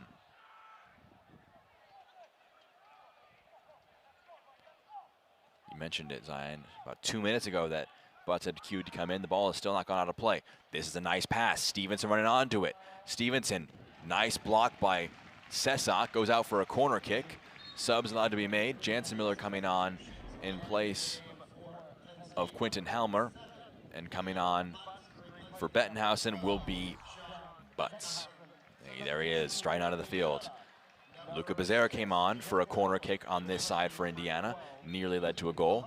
Could Butts have a similar impact with his first touch? Kuhn readying to take. Goes short, Privet, and he was offsides.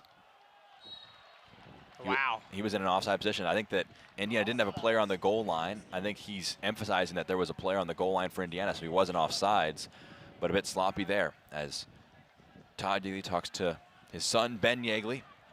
I mean, that is extremely costly for Penn State. You've got a chance down there. You've got to reset, and lining up offside, or at least the official called him offside. Yeah, I think Cook is talking to the fourth official about that, because it's always tough on those when it's not as obvious, where he kind of played it and then it was kind of just left for him. His foot may have just dragged a little bit and may have just been kind of leaving himself for room for interpretation.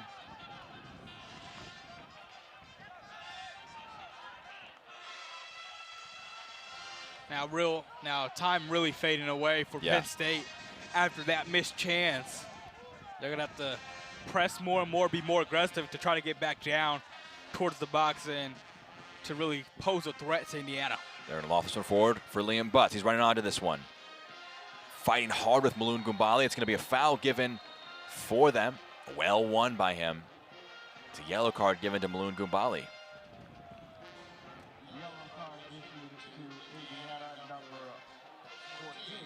This is another chance on a reset for Penn State to get something done, as that was just an excellent overhead pass to even get it down towards Butts. Yeah, and he was using his frame to make it awkward for Gumbali, and he got a lot of his shirt, was trying to just keep him with him. And this is a very, very dangerous free kick with 7 minutes and 20 seconds to go. Maloon Gumbali, again, the man who got the yellow card there. But standing at 6'1", just hard to really wrestle with down the field because of that size that he has. Privet and Kuhn stand over it. The right foot of Privet, the left foot of Kuhn. Looks like they may be trying something here. Trying to have a bit of a conceal effort. Two-man wall for the Hoosiers. Mahalik and Gumbali comprise of it. Coming over now is Mangione. Going to look at it here as he just has a lot of his shirt. Free kick being readied. Over it now is Privet. Kuhn walks over as well. They may go short. Whistle's gone. Whenever they're ready, they can take it.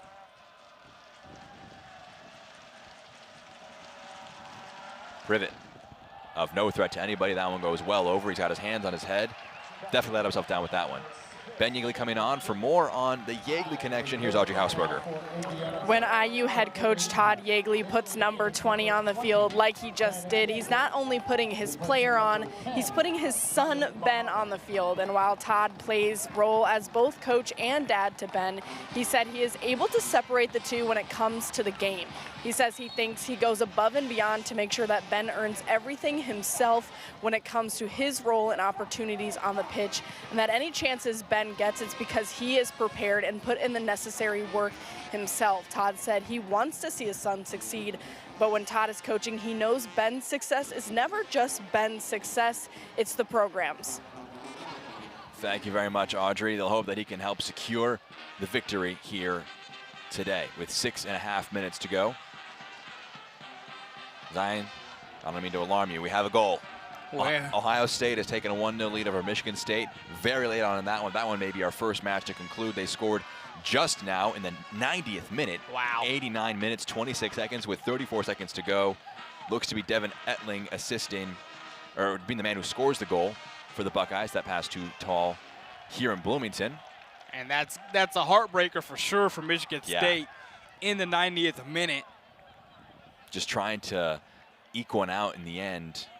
Get into overtime, maybe cause something to happen, but that match has gone final. Ohio Wow. State is the first team to advance to the quarterfinals. They will face the winner of Rutgers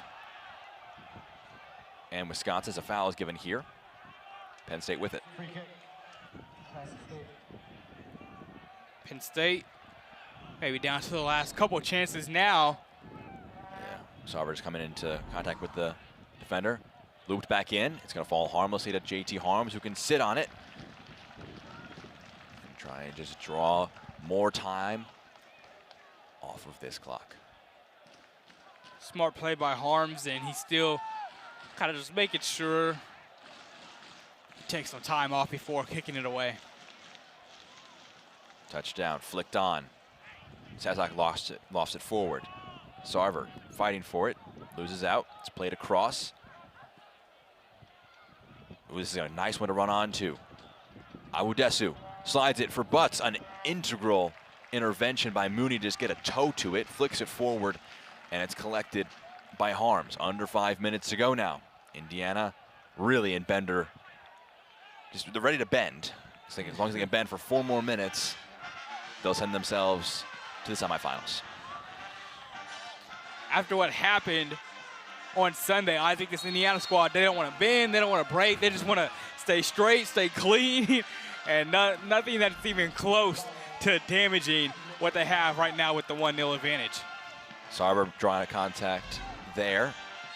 The free kick for Indiana. And much like a bus in London, when one comes, two come right after it. Maryland have scored, take the 1-0 edge over Northwestern. As things stand with 15 minutes to go there and 3 minutes to go here, under 4 minutes to go here, it appears to be Indiana and Maryland for a rematch in the semifinals on Wednesday of next week, should the results hold.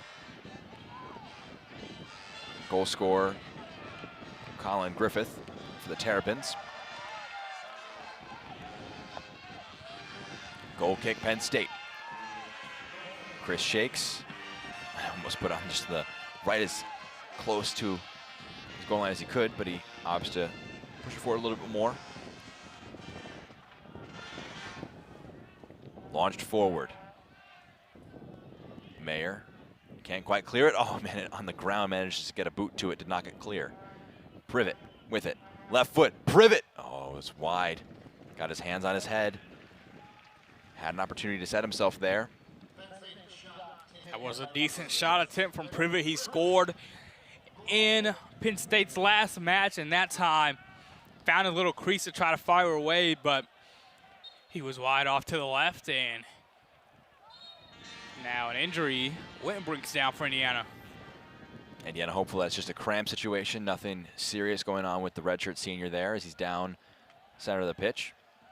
Really kind of surprised to see if this is a cramp.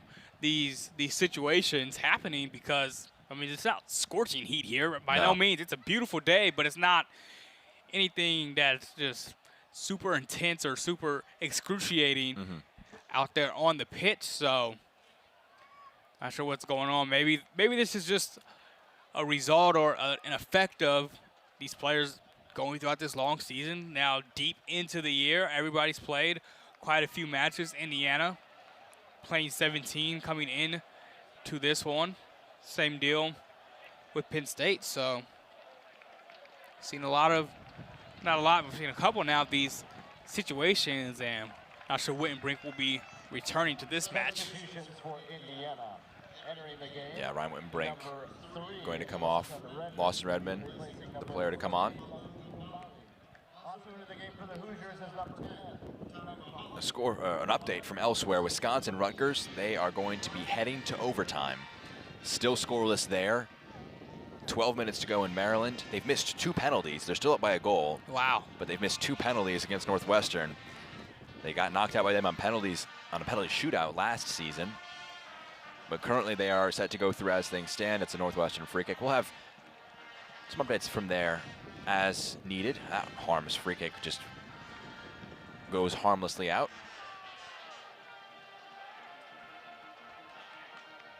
Miller. Forward. That was an awkward one for Mooney to deal with. He took some contact after he got rid of it. That's a one that's launched forward by McDonald. Shakes, though, has been a very, very nice sweeper presence for them. Comes forward, knocks it clear. Sarver's header down. He's going to find McDonald. He gets it to Mahalik. Mahalik trying to run onto it. Gets it to McDonald. McDonald back to Sarver. Well won by Ogunwale. Great ball over the top. Awudesu fires it into the thigh of Miller. It's a corner kick. Sprinting forward is Chris Shakes. He wants to be involved in things. Indiana's going to have to make one last stop to get out of this one and advance to the semifinal. Every player, except for Henderson and the Taker Kuhn in the box. The ball in, it's low, flicked out clear. Headed clear by Wagner. Shakes having to sprint back to his goal line. Likely won't be a goal threat there, but he's offering an option if he wants him. Henderson clips one forward. Mahalik, header not fully dealt with. Watson heads one into the sky. McDonald's header's a bit awkward. Mooney puts his foot into it. It goes out for a throw-in. A fan putting a nice meaty head onto it. And Two balls in play. Yeah, it went back into play. 2 balls in play at the moment. Ball in, too strong. Kept back in, clawed back in, flicked on, chested down by Butts. Can he get a shot on frame? It's frantic defending from Indiana. Scraped free, sits up, shot with the left foot, too tall, and he pounds the ground. Ogunwale had the chance fall to him as Indiana does just enough to maintain things. Clock stops at 45 seconds left. And I'm sure that was some deja vu, some PTSD on the Indiana side as that ball is in the box. They're thinking there is no way this is going to happen again late in a match. But 45 seconds left, as long as nothing careless happens, the Hoosiers should be able to get out of this one. Arms forward. Privet flick on. Sarver gets ahead to it. Could try and put this one in the channel. He does just that. He's cleaned out by Ogunwale. He's fired up. Ogunwale on a yellow card. He's going to escape a second one here. But the clock ticking under 30 seconds to go now. And McDonald, the man who was nearest the ball, in no rush to take this one. He's actually just going to pick out Mahalik, who's got a bit of space. Using Privet. Puts a bit of a hand to his back. Mahalik using his strength to hold off the defenders. Tommy Mahalik just keeping the ball here in the corner for Indiana. Privet fires it free as a foul drawn. 7 seconds left. Shakes. Wants to put this one long. He will put it long, but there will not be enough time for Penn State. And Indiana advances to the semifinals of the Big Ten tournament. Penn State collapses to the ground. A hard-fought effort from them, but in the end, and a bit of chippiness after the match, Indiana are going to be able to secure this one with a 1-0 victory last week.